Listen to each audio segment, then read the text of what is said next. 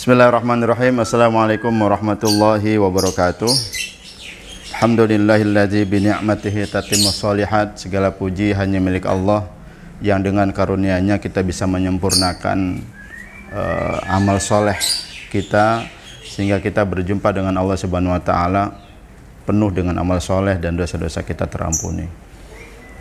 Allahumma sholli wa sallim wa barik ala sayyidina Muhammadin wa ali kullin wa sahbi kullin ajma'in amma ba'du.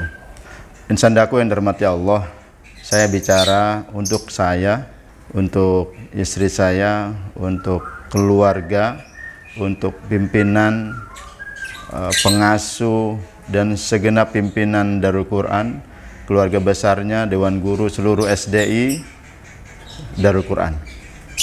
Untuk keluarga besar Darul Quran, keluarga saya dan kita semuanya. Mau ngomong apa sih? Mau bicara tentang filosofi perjuangan kita. Filosofi perjuangan kita, apakah langkah kita ini ngalir begitu saja tanpa makna, ngalir begitu saja nggak ada ruh, ngalir begitu saja nggak ada tujuan? Nggak juga, ya, nggak juga. Karena sejatinya kita melangkah kemanapun pasti ada tujuan. Kita mau berbuat apapun pasti punya maksud. Orang ke WC aja punya maksud kok, ada tujuan kok, ngapain coba? Kalau nggak pipis ya dia buang air besar. Apalagi kita bekerja di Darul Quran, tentu ada tujuan, ada maksudnya. Maka dari awal yang utama yang harus terbersit dan kita kita patri di dalam diri kita, dalam hati sanubari kita, keluarga kita adalah keikhlasan. Penting sekali keikhlasan. Kenapa? Karena kalau sudah ikhlas, kita bekerja apa aja insya Allah nyaman gitu. Karena berasal dari hati, berasal dari keikhlasan. Ikhlas itu apa sih? Ikhlas itu ya karena Allah. Ibtigha'an mardatillah, yang kita harap cuma ridha Allah Subhanahu wa taala. Bahwa kemudian hari ketika kita bekerja ada imbalan dari lembaga, ada imbalan dari unit ini unit itu, yaitu memang sunatullah. Kalau kita kerja ya harus mendapatkan balasan gitu ya, mendapatkan balasan. Nah, yang saya soroti, yang saya akan coba kemukakan di kesempatan yang mulia ini adalah filosofi perjuangan kita. Saya akan ambil dari dua surat yang ini mudah-mudahan filosofi ini menjadi sikap, filosofi ini menjadi karakter buat seluruh insan daku, buat saya dan seluruh insan daku. Apa itu? Yang pertama yaitu perintah Allah yang sudah tidak asing lagi, wabil khusus buat kita para ayah, para laki-laki ya, kaum laki-laki. Kenapa? Karena ayat ini senantiasa dibaca oleh para khotib di dalam khutbah Jumat. Apa itu? A'udzu billahi minasy syaithanir rajim. Bismillahirrahmanirrahim. Innallaha ya'muru bil 'adli wal ihsan. Innallaha ya'muru bil 'adli wal ihsani wa ita'i dzil qurba wa yanha 'anil fahsya'i wal munkar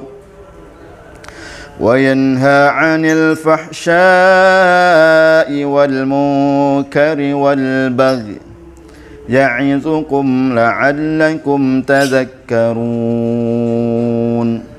Ada dua sikap di ayat ini. Sikap yang ketiga saya ambil dari surat Al-Hasyr. Al-Hasyr ayat 9. Ini pembatasnya.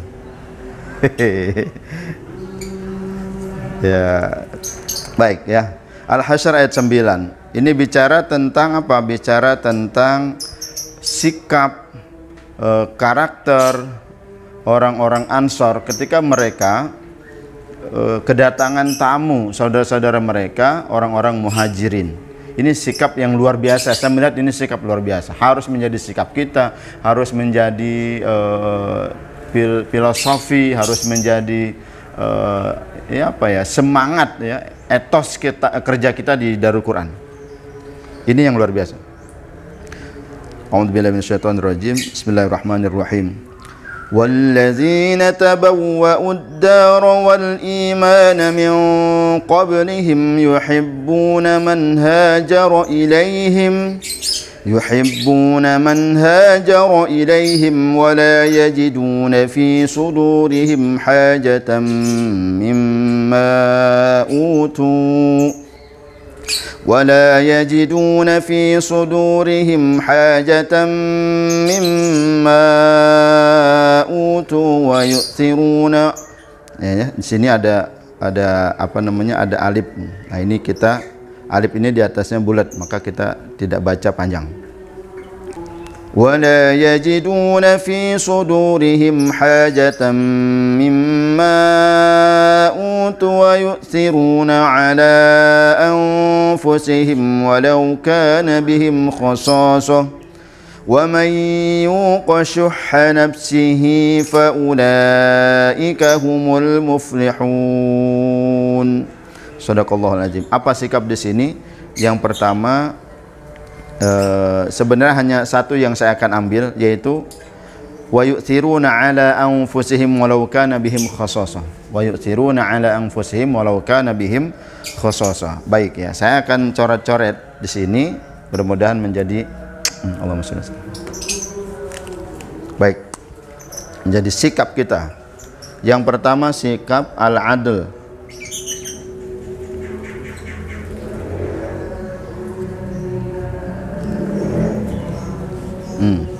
Apa itu al-adl? Adil ini proporsional. Adil itu wa ati kulladzi haqqin haqqahu. Berikan setiap atau segala sesuatu haknya. Jadi ada hak keluarga, ada hak kita bekerja, tempat kita bekerja, ada hak diri kita juga sebagai pribadi, sebagai hamba Allah, sebagai juga orang yang terlibat di masyarakat, yang hidup di masyarakat. Nah, bagaimana sikap adil ini dalam apa namanya, kita merealisasikannya dalam kita bekerja, sampai kemudian ini menjadi sikap kita. Jadi kalau kita bekerja dari jam 7 sampai jam 3 sore, atau dari jam 8 sampai jam 5 sore ya, sampai jam 4 sore ya, 8, 9, 10, 11, 12, 1, 2, 3, 4. Oke, lamaan ya. Pokoknya 8 jam ya, 8 jam kita bekerja. Lalu kita bekerja optimal di sana. Kita bekerja optimal di sana, kita juga apa namanya, melahirkan karya-karya yang bagus, kemudian betul-betul dedikatif kita. Ya, loyalitas kita tunjukkan, kemudian kita dedikatif terhadap pekerjaan kita, optimal. Ini wa atikul ladzi haqqin haqqahu. Cakep. Dan di luar itu, di luar dari jam kerja kita ya, dari jam 8 sampai jam 4 ya, atau dari jam 7 sampai jam 3 ya. Kemudian kita memberikan hak keluarga kita, ada anak kita, ada istri ya, mungkin teman-teman yang jadi yang SDI adalah wanita misalnya, atau gurunya ustazah ya, buat suami, buat anak ya. Kemudian apalagi kita juga hidup bermasyarakat, penting sekali hidup bermasyarakat. Kita juga masih anak dari orang tua kita, walaupun kita sudah tua, kita tetap anak dari orang tua kita. Kita harus berbakti, kita juga harus memberikan porsi kepada saudara kita. Ini oke, keren, sikap ini keren ya, proporsional dan proporsional dan profesional. Cuma memang di waktu, jadi jam tayang. Sikap yang kedua ini lebih keren.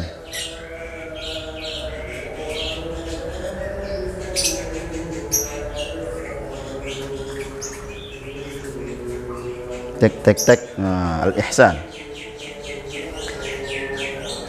Al-ihsan ini kita melakukan sesuatu di luar jam tayang kita, tapi sekali lagi tidak mengurangi dedikasi kita, tidak mengurangi profesionalitas kita, tidak mengurangi daya juang kita. Contoh, ada anak kita jam 4, Ustadz atau Ustazah, saya pengen nanya, boleh nggak ya? Aduh maaf ya, besok aja. Ini kan ustazah udah waktunya pulang. Ini kan ustadz sudah waktunya pulang. Nah ini kalau begitu masih sikap adil. Tapi kalau kita layani, ini sikap ihsan namanya. Ini sikap ihsan. Yang lain, teman-teman media misalnya jam tayangnya harusnya 8 jam, kerjanya 8 jam. Tapi ada apa lagi? Ini ada tamu. Oh, kemudian ada kegiatan ini, kegiatan itu. Lalu dengan sigap, dengan tetap menjaga profesionalitas, dia bilang apa? Siap, bismillah. Saya akan bekerja. Oke. Luar biasa. Di luar jam tayang. Ini sikap ihsan. Dan apa konsekuensinya sebagai lembaga? Konsekuensinya sebagai lembaga, kita mengapresiasilah pekerjaan teman-teman. Mengapresiasi pekerjaan teman-teman. Itu sikap ihsan. Jadi bekerja di luar jam tayang, ini sikap yang kedua ya. Ini pertama, ini kedua. Sikap yang ketiga yaitu al-isar. Al-isar ya. Jadi adil, ihsan, isar. Nah, ini sikap ketiga. Sikap ketiga ini telak saya ngambil dari kalimat yang Allah sebut buat orang-orang Al-Ansor ya. Apa itu orang wa yu'thiruna ala anfusihim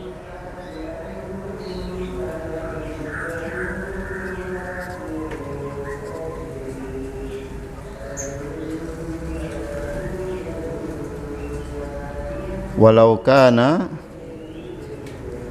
bihim khososo. Keren, ini keren. Ini sikap terkeren yang harus dimiliki oleh saya dan oleh kita seluruh insan daku, dan buat teman-teman yang bekerja dimanapun kalau ingin mendapatkan hasil yang optimal. Wa yusiruna ala anfusihim walau kana bihim khososo. Kita berlaku isar, bersikap lebih kepada saudara kita, memberikan sesuatu kepada saudara kita yang lebih. Sebenarnya kita juga butuh. Saya kasih contoh ya, orang-orang muhajirin itu mendapatkan fasilitas luar biasa dari saudara-saudaranya orang-orang Ansor ya. Makanya saya sering berdoa, Allahumma alif baina qulubil muslimin, baina qulubina wa qulubil muslimin kama allafta bainal muhajirina wal ansar. Ya Allah, satu padukan hati kami dengan hati kaum muslimin sebagaimana engkau satu padukan antara hatinya orang-orang muhajirin dan ansar. Karena memang ini luar biasa sekali, dalam sejarah itu luar biasa. Orang muhajirin datang ke Madinah nggak bawa apa-apa, lalu orang ansar bilang begini, wahai saudaraku, saya punya rumah, silakan nginep di rumah saya. Padahal itu rumahnya buat dia aja kekurangan.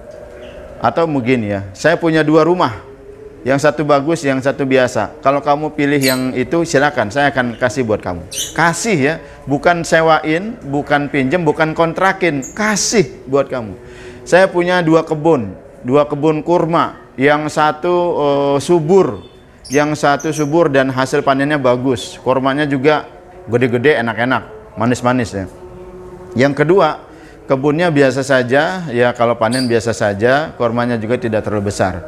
Tapi saudaraku, kalau engkau pilih yang ini, kebun yang A ini, nggak apa-apa, saya akan berikan kepada kamu. Wa yu'thiruna ala anfusihim walau kana bihim khososo.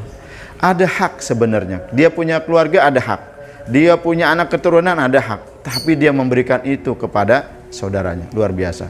Bagaimana sikap ini kemudian juga Rasulullah ajarkan ya, bahwa ketika Allah dan Rasulullah sudah nyuruh, udah lewat yang lain. Hayya 'alas shalah.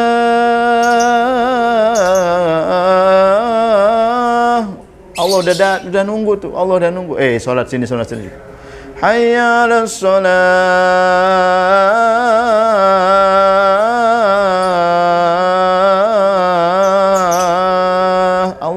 Allah nungguin kita itu, Allah nungguin kita. Lewat yang lain, rapat berhenti dulu, ngajar berhenti dulu, sholat sono, sholat sono, kerja ini kerja itu berhenti dulu, sholat sono. Ini kemudian menjadi salah satu pondasi kita di Dakumeter.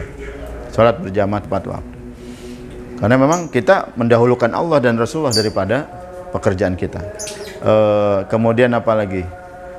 Bahkan keluarga ya, itu kalau Allah dan Rasulullah sudah manggil, ntar dulu tuh Allah dan Rasulullah dulu. Jadi infiru khifafa wa siqala, berangkat ke medan laga, ke medan perang, ini tanda kutip ya, walau dalam keadaan ringan maupun berat. Sama dengan sikap kita berjuang di Darul Quran. Kalau Darul Quran sudah memanggil, ini sikap isar ya, sikap isar yang kita pilih. Kalau Darul Quran sudah memanggil, Bagas sudah memanggil ya, agama ini sudah memanggil ya, pekerjaan kita yang memang kita berkhidmat di Darul Quran, sikap khidmat ini penting. Kalau judulnya kerja ya, kerja enggak digaji, itu biasanya orang marah, frame-nya frame kerja. Tapi kalau khidmat ya khidmat, dikasih bisyarah alhamdulillah, dikasih gaji alhamdulillah, jadi sama aja ya. Enggak dikasih pun ya ditungguin. Insya Allah lah ya, kita nggak bakal zalim, insya Allah. Jadi proporsional sekali lagi, dan tentunya apalagi pada musim pandemi, pada musim-musim tertentu yang memang semua kita harus memaklumi kondisi itu ya. Kondisi itu kita harus maklumi. Jadi sikap isar. Bahkan dari rumah benaknya ini tidak, di otaknya, di benaknya, di perasaannya tidak ada rasa begini. Oh, saya ada jam tambahannya. Dari jam 5 sampai jam 9 malam. Itu dihitung tuh per jam berapa. Itu masih sikap sebelumnya itu masih ihsan, masih adil. Tapi kalau sikap isar yang kita ambil, sudahlah. Saya pokoknya saya berbuat. Urusan nanti dikasih sama lembaga atau tidak, insya Allah lembaga tidak akan pernah menzalimi. Kalaupun tidak ada, ya sudah, anggap itu sebagai tabungan.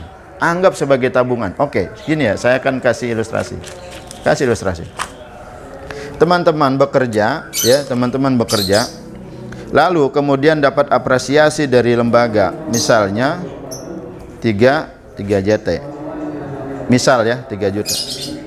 Tapi kerja teman-teman, kerja saya, kerja kita semua adalah kerja orang yang semestinya mendapatkan gaji atau bisyarah 10 juta. Berarti 7 juta nih kemana?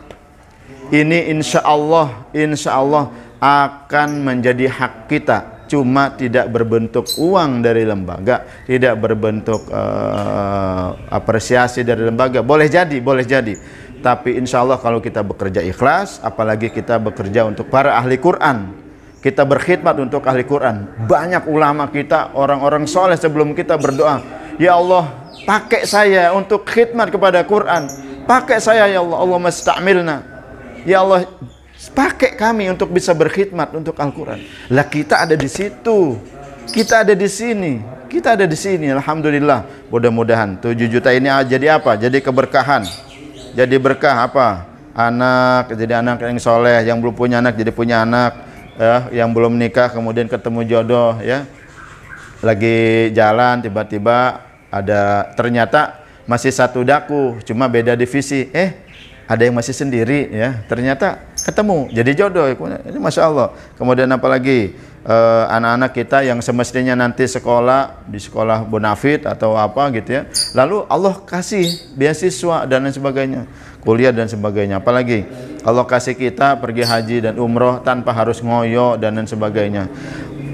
Apalagi lah. Tapi yang terutama yang kita harapkan dari Allah adalah ini berupa amal soleh yang nanti akan kita banggakan di hadapan Allah Subhanahu wa ta'ala. Yauma la zilla illa zillu. Pada hari tidak ada perlindungan kecuali perlindungan dari Allah Subhanahu wa taala. Itu hadiah dari Allah Subhanahu wa taala. Man amila sholihan, barang siapa yang beramal soleh. Karena kita kerja di Al-Quran ini beramal soleh. Niatnya sekali lagi, niat kita berkhidmat untuk Al-Quran, niat kita berkhidmat untuk ahli Quran. Insya Allah jadi amal soleh. Man amila sholihan min zakarin au unsa, ya, baik laki-laki maupun perempuan, wahwa mukmin, dan dia percaya, dia trust, yakin kepada Allah. Apa janji Allah? Yang pertama, falanuhyiyannahu hayatan thayyibah. Allah akan jadikan hidupnya kehidupan yang penuh keindahan, hidup yang baik. Allah akan anugerahkan kepada kehidupan yang baik. Kehidupan yang baik boleh jadi bisa berbentuk ketemu istri-istri yang solehah, mertuanya juga baik. Kan ada istri cantik, istri solehah, tapi mertua nggak baik, ngoceh aja. Laki lu tahlil doang kerjaannya, ngaji doang kerjaannya. Ini baik, mendukung. Tong, kemana mantu? Mau ke depan. Atau jalan kaki? Ya belum ada motor. Tuh pakai motor babalu.